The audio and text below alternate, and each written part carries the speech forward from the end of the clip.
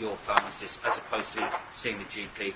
And secondly, can you talk about the two people who've sadly died taking AstraZeneca, and would you be worried if one of those people, as I understand it, or the family claims wasn't fully informed of the symptoms to look out for?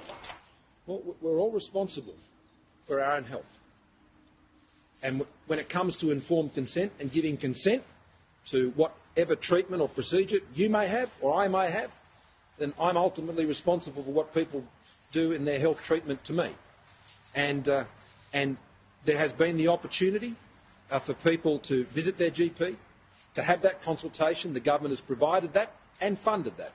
And the informed consent process provides the decision to the individual. That's the sort of country we live in.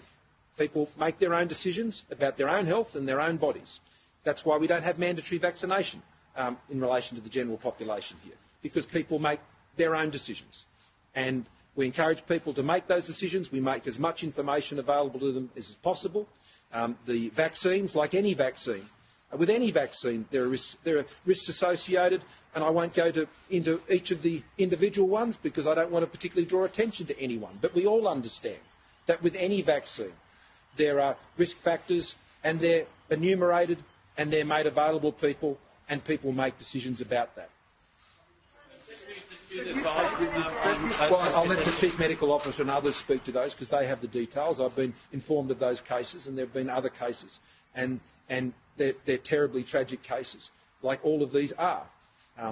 And I feel for their families in those situations, and this is the terrible impact that pandemics have when you're responding to pandemics.